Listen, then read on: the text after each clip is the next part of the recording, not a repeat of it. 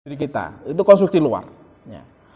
Lalu setelahnya yang masuk ke dalam itu ada hayat. Ya.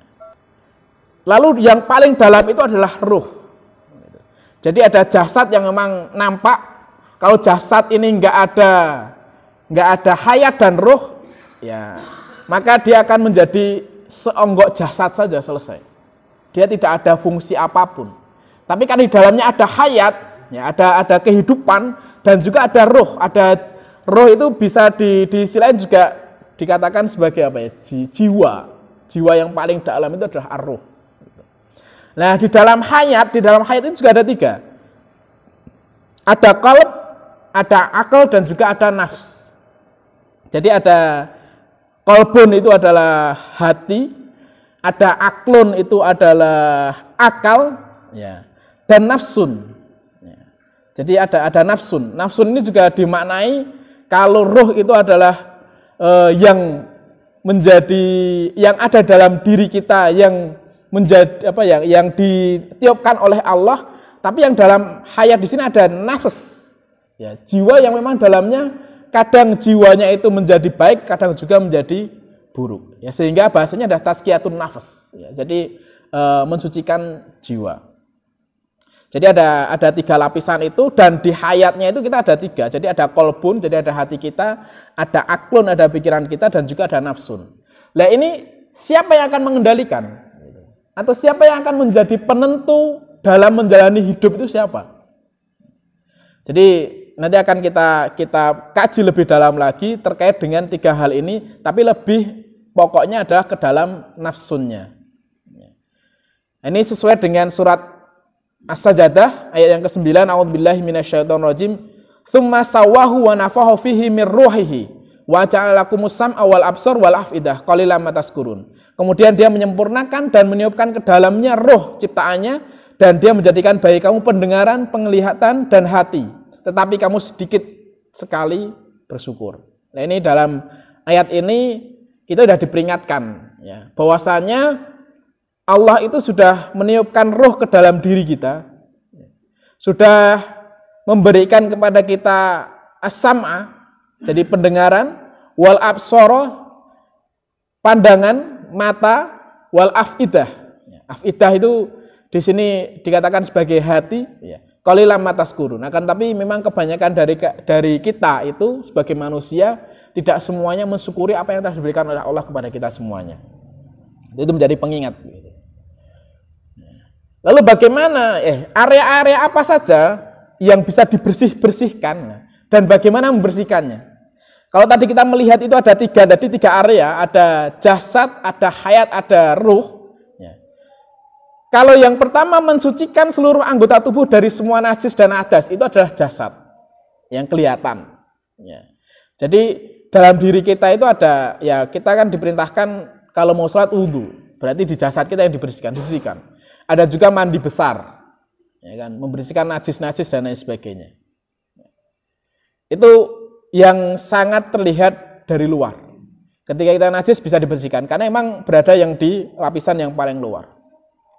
Lalu mensucikan seluruh anggota tubuh dari segala dosa dan kemaksiatan. Ini mulai masuk ke dalam. Apa yang perlu dibersihkan? Yang perlu dibersihkan adalah dosa dan kemaksiatan yang memang kita sebagai manusia kadang fluktuatif. Fluktuatif kadang ketika imannya itu tinggi, maka dosa kita itu menipis atau berkurang. Kemaksiatan kita juga berkurang. Tapi kalau imannya sedang yangkus, ya, sedang berkurang, maka yang naik adalah dosa dan juga kemaksiatan. Ini sudah satu rumus standarnya seperti itu. Yazidu wa yangkusu. Yazidu bitta'ah wa yangkusu bil ma'asi. Jadi meningkat itu dengan ketaatan kepada Allah, dan akan berkurang itu karena dengan kemaksiatan, dengan dosa. Nah, tergantung kita bagaimana kita bisa menilai diri kita sendiri, kapan kira-kira kita itu banyak taatnya dan kapan kita itu banyak dosanya. Nah, termasuk nanti berkaitan dengan ihsan juga, di dalamnya juga kita akan melihat bagaimana orang yang sudah mencapai pada level ihsan, maka dia tidak akan pernah untuk melakukan dosa-dosa walaupun dalam kondisi sendirian. Karena konsep ihsan itu ya anta budallah ka'annaka tarahu fa in lam takun tarahu fa innahu yaraka. Itu konsep. Jadi ketika di sini mensucikan seluruh anggota tubuh dari segala dosa dan kemaksiatan, berarti ketika kita itu imannya naik dengan ketaatan, dosa itu akan hilang walaupun dalam kondisi kita tidak dilihat oleh orang lain. Nah, tapi berbeda dengan kondisi-kondisi saat ini. Saat ini itu mulai banyak kita melihat ya, banyak orang yang mencari panggung kan begitu. Sehingga apa yang dilakukan itu harus tampak tampak terhadap orang. Biar dinilai orang. Padahal konsep dinilai orang itu ya gimana ya? Artinya kalau dalam bahasa anak-anak sekarang ada FOMO ya, fear of missing out. Jadi ada rasa kekhawatiran jika kita itu tidak dilihat oleh orang. Padahal ada hal-hal di mana kita itu perlu untuk mendekatkan diri kepada Allah itu ya hanya berdua dengan Allah saja. Artinya kita ya ada di mana kita yang perlu menilai kita itu ya cukup Allah saja. Kadang orang menilai kita kan hanya tampak luarnya saja. Sedangkan yang hayat dan rohnya itu kan nggak kelihatan. Nah sekarang ini dalam konstelasi pada masa-masa sekarang ini, nah itu saya kira banyak orang yang mulai cari panggung, banyak butuh penilaian manusia. Cuman perlu kita ingat penilaian itu yang kita cari adalah penilaian kepada Allah Subhanahu wa taala. Bagaimana Allah menilai kita, bukan bagaimana manusia menilai kita. Ya, kadang di sisi lain kita juga menghindarkan rasa-rasa itu. Kadang kita dihina oleh orang, begitu kita langsung down. Dipuji oleh orang kita naiknya kelebihan begitu. Padahal yang harusnya kita lihat itu adalah bagaimana Allah menilai kita. Kita layak enggak sih kan itu? Untuk kira-kira mendapatkan hikmah dari Allah Subhanahu wa taala, mendapatkan kebaikan yang diberikan Allah Subhanahu wa taala. Kalau hanya sebatas kebaikan orang itu fluktuatif, karena pandangan manusia itu ya fluktuatif. Kadang dia menjadi teman kita, kadang juga menjadi musuh kita. Lalu selanjutnya yang ketiga adalah mensucikan pikiran dari yang negatif, merusak dan sia-sia. Pikiran negatif itu ya kita akan banyak bersinggungan ya dengan orang lain ya, dan ini juga tergantung dengan lingkungan yang ada dalam sekitar kita. Pikiran-pikiran negatif itu bisa lahir ketika lingkungan kita juga negatif ya. Jadi ada bahasa lingkungan yang toksik ya, kalau lingkungannya udah negatif itu maka kita akan banyak terpengaruh sehingga itu akan yang kita lakukan itu hal-hal yang merusak dan juga sia-sia, nggak ada gunanya. Ya kadang kita ya ada waktunya kita kumpul-kumpul bareng. Cuman kalau memang sudah toksik harus kumpul-kumpul dan nggak ada gunanya, ya lebih baik kita ya cabut, pindah ke lingkungan yang kumpul-kumpul tapi ada manfaatnya. Ada kalanya kita bareng dengan orang-orang ya bersendaguru dan sebagainya. Namun ada kalanya juga kita bersama dengan orang-orang di masjid ini untuk belajar bersama, sharing bersama lah itu. Jadi mensucikan pikiran dari hal-hal yang seperti itu. Lalu mensucikan jiwa dari akhlak-akhlak yang tercela. Nah, jiwa itu akan terdidik dengan kita lebih sering melakukan akhlakul karimah. Namun jiwa itu juga akan tercemar jika akhlak-akhlak yang kita lakukan itu adalah akhlak yang tercela. Banyak hal sekarang mungkin kita melihat fenomena di mana kondisi anak-anak saat ini mereka itu dididik oleh dunia maya ya. Dan orang tuanya juga mungkin sudah masuk dalam lebih banyak berinteraksi dengan dunia maya sehingga meninggalkan pendidikan dunia nyata. Smartphone dan lain sebagainya ketika memang tidak tepat. Dalam pendidikan anak, menurut WHO itu dinyatakan untuk anak di bawah 6 tahun itu tidak boleh lebih dari 1 jam dia berinteraksi dengan dunia maya, termasuk dengan smartphone ataupun dengan televisi. Teorinya seperti itu. Prakteknya saat ini repot. Ya. Jadi anak-anak itu di sisi lain kita mengenalkan kepada mereka teknologi, tapi di sisi lain juga kita harus bisa untuk membatasi hal-hal itu. Nah, mereka anak umur 3, 4, 5, 6 itu aktif-aktifnya dan mereka sekarang dihadapkan dengan interaksi lebih banyak dunia maya. Entah dengan YouTube-nya, entah dengan TikTok-nya, entah dengan dan sebagainya.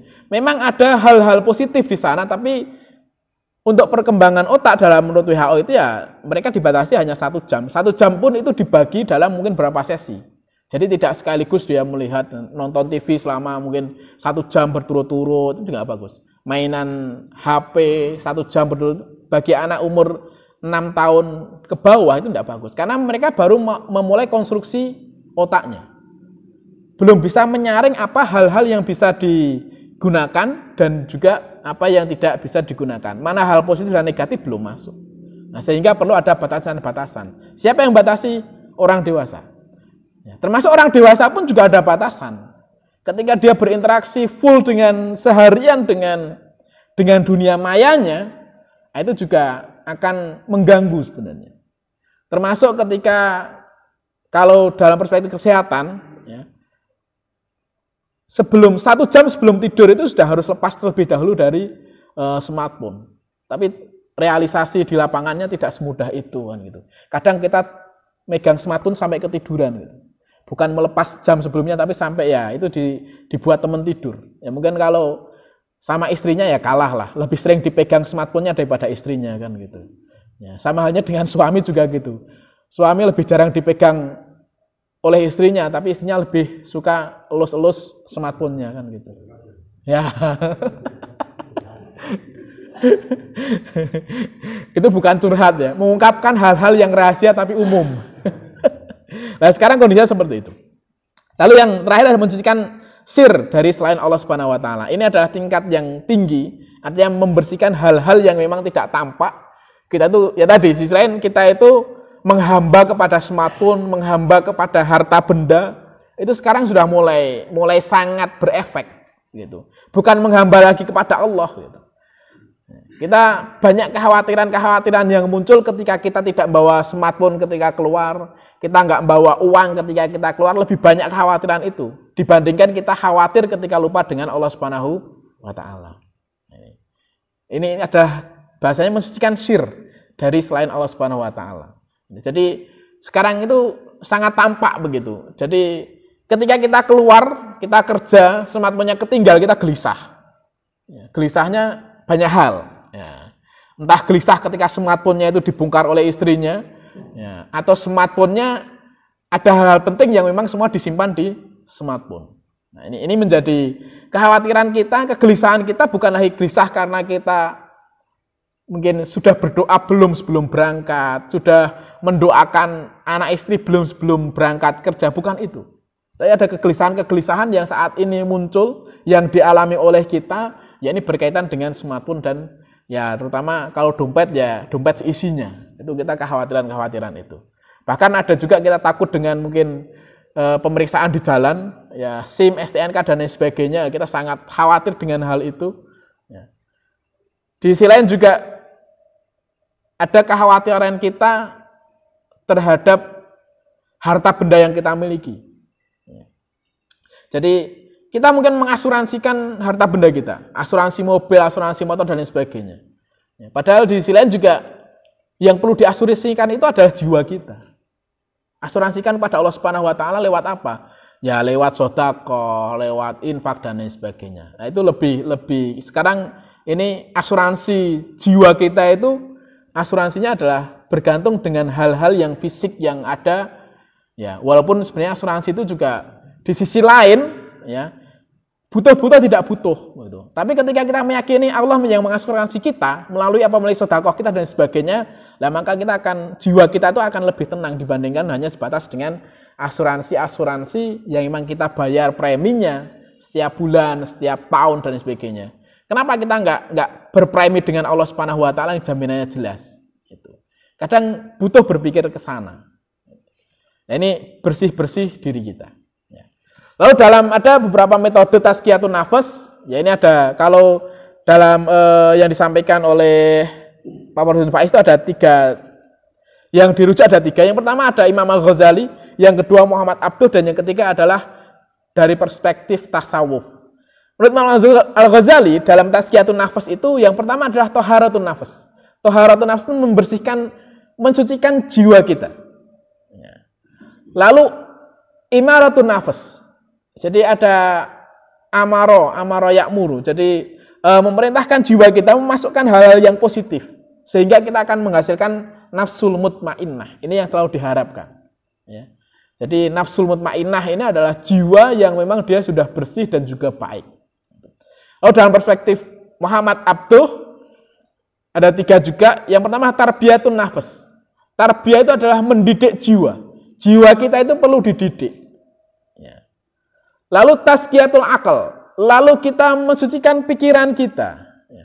Jadi mendidik jiwa kita, mensucikan pikiran kita, sehingga akhirnya dalam Muhammad Abduh itu adalah munculkan tauhid.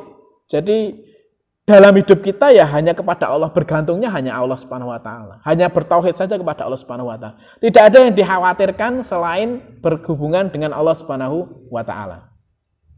Lalu dalam ilmu tasawuf ini yang sudah cukup sering diungkapkan, ada bahasa tahalli, tahalli, tajalli. Tahalli adalah membersihkan, tahalli itu adalah memasukkan. Ya, jadi membersihkan jiwa, lalu dimasukkan hal-hal yang positif dalam jiwa kita, lalu tajalli, mengimplementasikan apa yang sudah kita masukkan hal positif itu. Nah, ini konsep dari konsep tasawuf itu dimunculkan seperti itu. Lalu apa tanda-tanda kotoran jiwa? Nah, kita juga perlu mengecek kembali. Yang pertama adalah kesulitan melaksanakan fungsi ilmu, hikmah dan juga ma'rifat.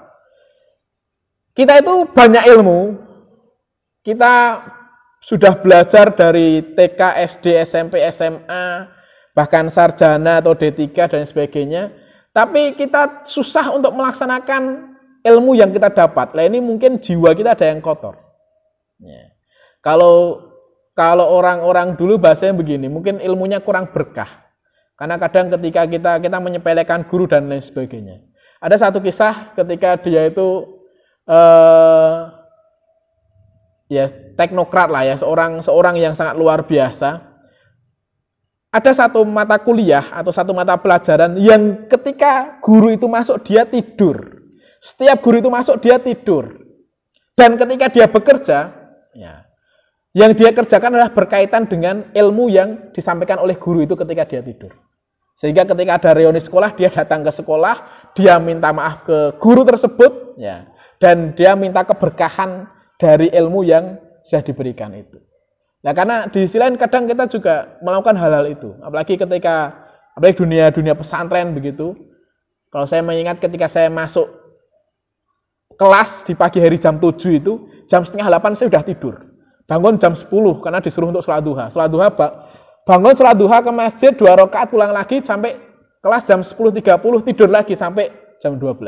Terus kapan belajarnya? Nah, di situ. Saya juga nggak tahu kapan belajarnya. Karena waktunya dari masuk sampai pulang tidur. Ya. Dan bangun itu kalau memang gurunya itu agak killer ya, agak sangar begitu, baru bangun. Ya. Itu dunia pesantren itu udah nggak asing. Jadi ketika ada guru yang ngajar, ya kalau itu zaman saya, ada guru, ada ustadz yang ngajar masuk ke kelas begitu, ya hampir semuanya di atas meja itu tinggal kepalanya semuanya. Ya, jadi semuanya udah taruh di atas meja begitu, tidur semuanya. Yang bangun paling cuma 1-2 orang begitu. Ya.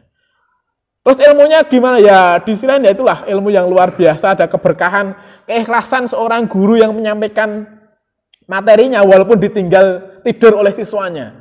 Ketika guru-guru itu ikhlas, ya ilmunya insya Allah berkah. Gitu.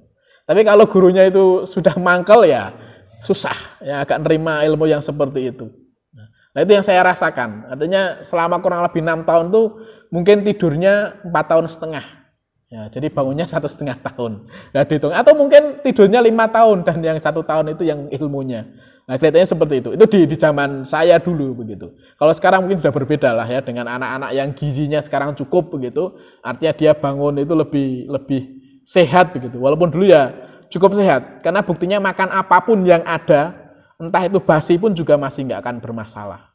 Ya kalau anak sekarang kecoret dikit itu langsung jadinya ya hal-hal yang tidak ini. Kalau dulu nggak, dulu makan hal-hal yang aneh-aneh pun alhamdulillah nggak pernah sakit. Itu memang satu keberkahan yang luar biasa. Jadi kalau kita kesulitan dalam melaksanakan fungsi ilmu atau mengamalkan ilmu yang kita dapat, nah mungkin jiwa kita kotor. Lalu yang kedua, kesulitan beribadah kepada Allah Subhanahu wa taala dan sulit merasa nikmat ketika menyebut Allah Subhanahu wa taala. Ini jiwa kita mungkin kotor, ya. Jadi kesulitan beribadah. Nah, ini kadang saya juga merasakan ketika jiwa-jiwa saya kotor itu dengar adzan ke masjid itu enggak ke masjid kan gitu. Ya, masih nonton TV, masih mainan HP, tahu-tahu komat sudah sholat di rumah kadang itu. Jadi ada fluktuasi seperti itu. Di mana kadang-kadang dengar adzan juga enggak berangkat ke masjid. Kadang jamaah ya paling sering jamaah masjid, di masjid maghrib lah, agak sering. Tapi kadang jarang 2 minggu hilang, nanti muncul lagi kan gitu. Nah itu kadang jiwa saya sering merasakan itu kadang jiwa saya mungkin sedang kotor gitu. Jadi ada hal-hal seperti itu. Padahal itu perlu kalau dalam perspektifnya Muhammad Abdul tadi perlu ada tarbiyatun nafs, perlu dididik. Ya. Untuk jiwa yang kotor itu perlu dididik supaya dia bisa mendekatkan diri kepada hal-hal yang positif. Ya. Lalu tanda-tanda jiwa yang kotor yang lain adalah sibuk dengan hal-hal yang tidak bermakna. Nah, kita introspeksi lah. Kadang kita sibuk dengan hal yang tidak bermakna. Sebenarnya nggak ada gunanya seperti itu. Scroll nggak ada gunanya. Ya sudah habis scroll ya nggak dapat apa-apa. Ya. Kadang kita sering dengan itu. Ya realnya begitu. Bukan kita, mungkin saya ya. Jadi scroll tahu-tahu 2 jam kan gitu. Ya. Kadang ngerjain tugas baru ngetiknya mungkin 10 menit. Ya. Habis itu tiba-tiba ada yang WA, terlanjutan scroll ke IG, ke X, ke Facebook dan sebagainya. Tahu-tahu udah 3 jam nyekrolnya. Padahal ngetiknya cuma 10 menit. Ya, kerjanya 10 menit, nyekrolnya 3 jam. Nah ini kadang kita sudah disibukkan dengan hal-hal yang tidak bermakna seperti itu. Kan gitu. Nah, kita ngasuh anak ya, ngasuhnya cuma diliatin, oh sudah nyekrol lagi kan gitu. Tahu-tahu anaknya udah hilang kemana kan gitu. Nah ini yang terjadi. Nah mungkin jiwa kita kotor. Ya. Jadi kita sibuk dengan hal-hal yang tidak bermakna tadi. Ya. Itu bagi saya yang saat ini sedang ya termasuk terkena mungkin sindrom smartphone ya, terlalu parah. Artinya dikit-dikit tangannya tuh gatel kalau nggak buka. Padahal ya nggak ada yang WA, nggak ada hal yang penting tapi pengen buka saja. Ini menjadi akut lah ya. Jadi dengan smartphone ini, ya. Jadi sudah gatel gitu. Kadang makanya ketinggal.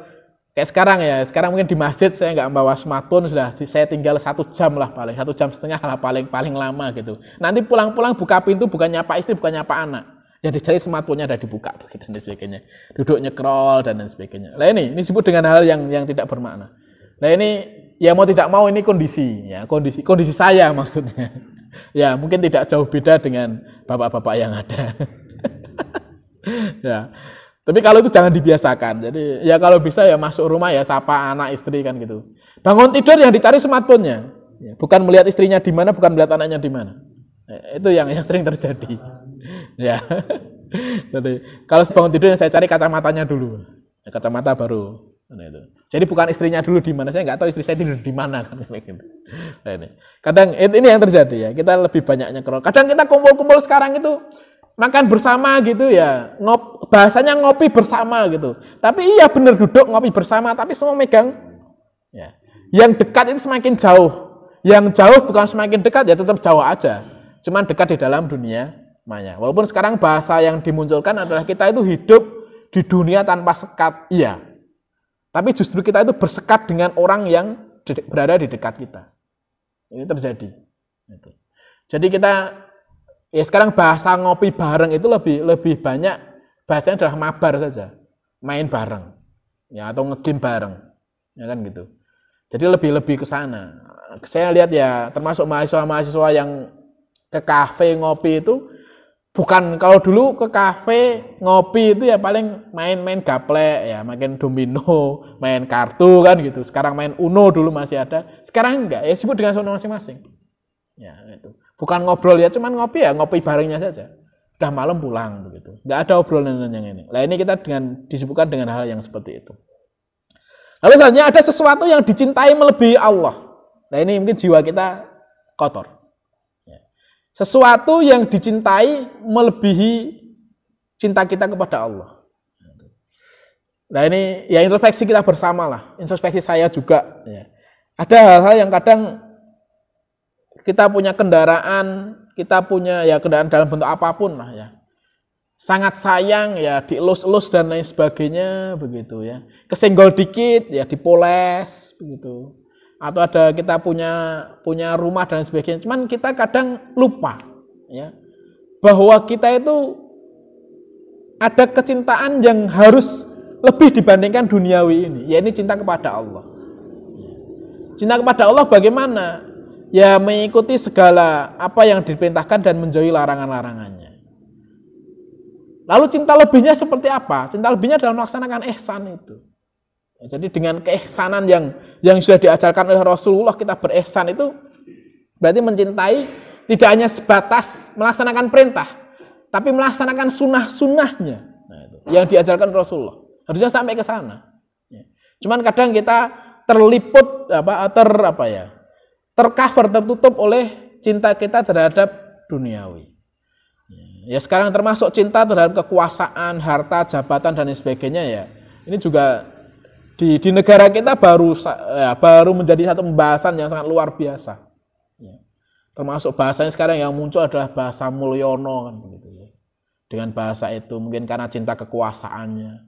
Lalu dibandingkan dengan kekuasaan raja-raja terdahulu yang meninggalkan kekuasaannya. Jadi ada satu kisah namanya itu anaknya raja, ya. Jadi Surya Mataram, dia itu anaknya seorang raja, tapi dia meninggalkan kekuasaan rajanya dan dia hidup menjadi seorang petani. Ya. Sehingga dia ada suluk Surya Mataram. Jadi ada laku yang memang dilakukan, laku kesederhanaan. Jadi pada waktu itu ketika sang raja, bapaknya itu meninggal, ya. Jadi seluruh anggota kerajaan itu menggunakan baju kebesaran semuanya. Nah, si anak ini Surya Mataram ini dia tidak. Dia mengantarkan bapaknya dengan baju yang dia miliki, dengan baju yang standar baju rakyat biasa, ya, tanpa menggunakan label-label jabatan dan lain sebagainya. Ya, dia menghadir sehingga dia dilihat oleh orang itu, oh ini orang nggak normal. Padahal dia bukan lagi mencintai duniawinya. Dia tidak mencintai kekuasaannya. Dia melepaskan kekuasaan yang harusnya dia miliki mungkin, tapi dia lebih mengambil hal-hal bagaimana dia mencintai Allah, mencintai Tuhannya lebih. Itu yang dilakukan. Lalu tanda kotoran jiwa yang lain adalah berperilaku berlebihan dalam apapun. Sesuatu yang berlebihan itu tidak baik. Nah, di sini gitu. Beribadah berlebihan baik enggak? Ya enggak. Ya. Kenapa enggak? Ya di sisi lain beramal berlebihan baik enggak? Enggak. Kan pernah sahabat Rasulullah ketika mau menginfakkan seluruh hartanya, kan tidak dianjurkan oleh Rasulullah. Ya. Masih ada harta-harta yang perlu disisakan untuk kebutuhan hidup dan lain sebagainya. Ya. Atau orang yang seharian penuh 1x24 jam di masjid terus, zikir dan lain sebagainya, baik enggak kan itu? Ya zikirnya baik, cuman berlebihannya itu yang enggak baik. Ya. Kalau dia punya anak istri lalu yang nanggung anak istrinya siapa? Jadi beribadah terus-terusan ya tidak baik. Beramal berlebihan juga tidak baik. Jadi ada hal-hal ketika kita melakukan berlebihan itu ya menjadi tidak baik. Karena kadang kita merubah orientasi. Awalnya kita beramal itu karena Allah Subhanahu wa taala, karena mungkin disanjung orang maka amal kita dinaikkan, dilebihkan ya, supaya dilihat oleh orang. Jadi membelokkan yang seharusnya itu kepada Allah jadi berubah untuk sudut pandang manusia. Nah, itu tanda-tanda kotoran jiwa. Jadi ada kesulitan melaksanakan implementasikan ilmu, kesulitan beribadah, banyak melakukan hal-hal yang sia-sia, ya. Mencintai sesuatu melebihi dari cinta kita kepada Allah, lalu berperilaku berlebihan dalam hal apapun. Ya. Termasuk cinta berlebihan kepada selain Allah, apalagi itu ya sudah hendak. Gitu. Makanya dalam ayat yang disebutkan di sana, wabtaghi fima ataqau darul akhirah wala tansa nasibaka minad dunya. Ya. Jadi kita diminta oleh Allah Subhanahu wa taala untuk mengingat urusan akhirat, ya. Tapi wala tansa nasibaka minad dunya masih diingatkan, tapi jangan lupa urusan duniamu. Ya. Jadi masih disisipkan. Kita itu punya hajat duniawinya boleh enggak? Ya boleh-boleh saja. Ya. Artinya hajat ukhrawinya juga banyak, hajat duniawinya juga cukup, bahasanya begitu. Kalau di sana kan bahasanya walatansa. Jadi saya pernah juga menjelaskan walatansa nasibaka minad dunya. Prinsipnya hanya sebatas janganlah kamu melupakan. Berarti di sisi lain juga sesuatu yang penting karena tidak boleh dilupakan. Kita ngejar akhirat sepenuhnya akhirat 1x24 jam. Ya kalau menurut ayat yang tadi di awal saya bacakan itu ya nggak sesuai. Karena di sana masih diperintahkan walatansa nasibaka minad dunya. Kita masih butuh untuk memenuhi urusan duniawi kita. Nah, ini kita masuk rangkaian nafsu syahwat, akar penyakit dan bencana. Nah, ini. Syahwat yang paling dasar itu syahwat perut. Ya. Dalam teori Adam Smith, ya, hal yang paling utama menjadi faktor utama dalam hidup manusia itu yang pertama adalah faktor perutnya dipenuhi dulu. Ya. Jadi syahwat perut itu dipenuhi dulu. Kalau syahwat perut sudah penuh, maka dia akan masuk kepada syahwat di bawah perut.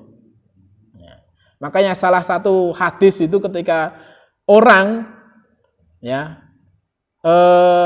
yang belum menikah untuk mengendalikan syahwat bawah perutnya apa? Puasa. Karena ketika orang lapar itu, ya dia tidak akan berpikir untuk hal-hal syahwat di bawah perut. Jadi syahwat utamanya itu perut dulu dipenuhi. Sehingga pernah ada satu kisah kalau di Ahmad Dahlan itu, jadi Ahmad Dahlan pendiri Muhammadiyah, dia itu untuk mengajarkan anak jalanan itu ngaji, anak jalanan belajar. Itu yang dilakukan adalah oleh Ahmad Dahlan itu adalah diberi makan dulu. Diberi makan, dimandikan, baru dia diajak ngaji.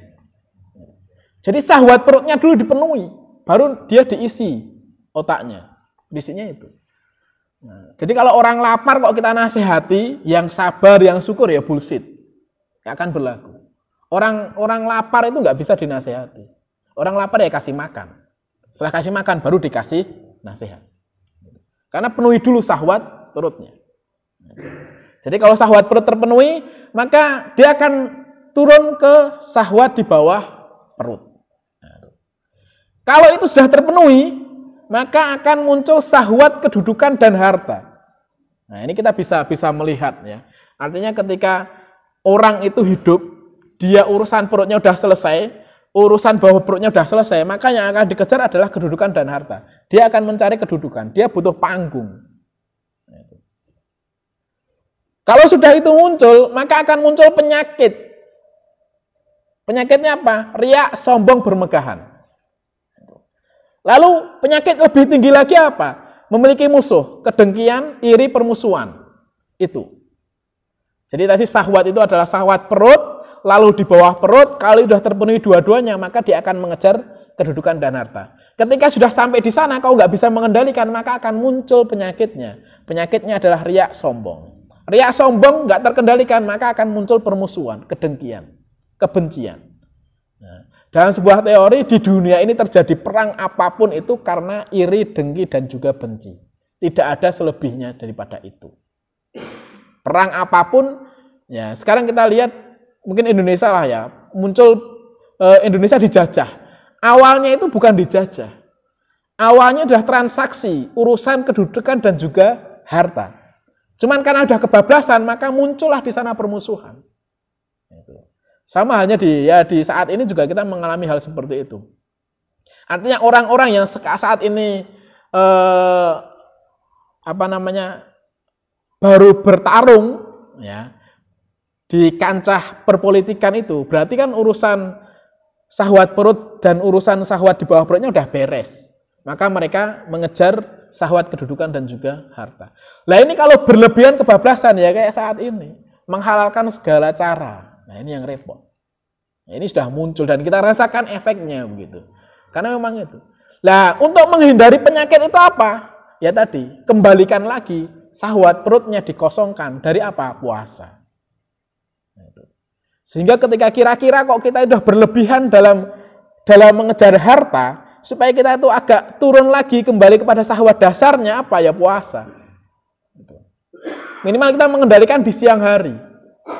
Ketika siang hari itu kita bisa kendalikan, minimal kita menjaga supaya ritme hidup kita itu enggak kebablasan dan menghasilkan penyakit-penyakit tadi. Sehingga kita belajar dari apa ya? Kalau saya belajar dari Amin Rais itu ketika sudah selesai jabatan, ya bukan selesai, dari dulu dia itu salah satunya adalah melaksanakan puasa. Jadi puasa Daud atau puasa Senin Kamis atau puasa Yaumul Bid begitu. Itu untuk mengendalikan syahwat. Ya, jadi Amin Rais itu puasanya nggak putus-putus gitu. Mungkin ada juga tokoh-tokoh yang lain juga yang melakukan hal itu.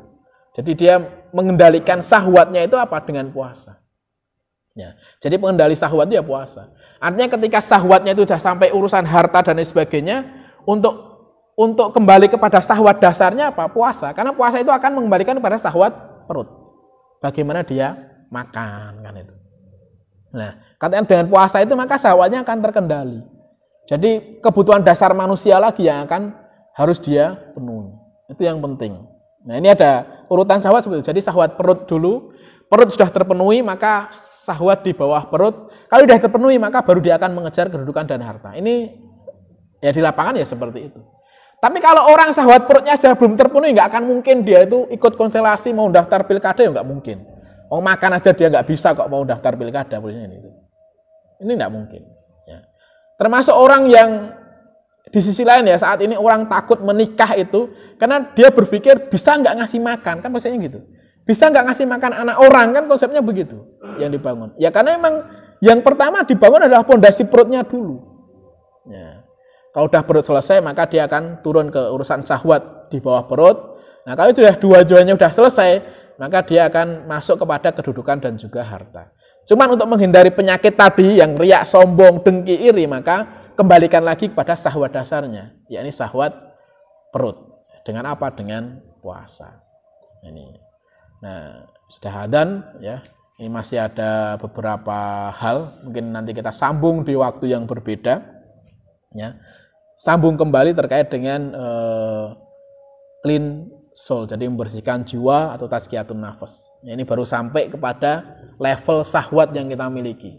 Ya, jadi kita bisa introspeksi bersama, ya, kita bisa melihat masyarakat sekeliling kita. Ya, bagaimana kita mengajak masyarakat kebaikan, penuhi dulu urusan perutnya. Kalau sudah terpenuhi, baru kita akan mengajak mereka kepada hal-hal yang baik. Begitu. Termasuk hal yang negatif. Ya. Kita lihat mungkin bahasanya mungkin preman dan sebagainya. Ketika dia mengajak temannya yang lain itu biar ikut negatif dia, maka apa yang dilakukan? Kasih dia makan dulu. Orang-orang yang sudah dikasih makan ya dia apa? Ya termasuk kita ada tawaran apa? Makan gratis. Nah itu juga supaya bisa terpenuhi. Nah itu makanya untuk diajak itu ya kasih makan gratis. Nah, itu selesai urusan. Ya kita yang paling dasar dulu dipenuhi. Nah termasuk dalam urusan kita di lingkungan masjid juga, yang perlu diperhatikan pertama adalah di lingkungan kita adalah bagaimana kita bisa memenuhi dulu syahwat perut jamaah kita. Ketika syahwat perut jamaah itu terpenuhi untuk urusan masjid, saya kira semuanya akan jalan dengan baik. Nah, itu yang bisa sampaikan sharing pada malam hari ini. Semoga bermanfaat. Kita akhiri dengan doa kafaratul majlis. Subhanaka Allahumma rabbana wa bihamdika asyhadu alla ilaha illa anta astaghfiruka wa atubu ilaik. Assalamualaikum warahmatullahi wabarakatuh.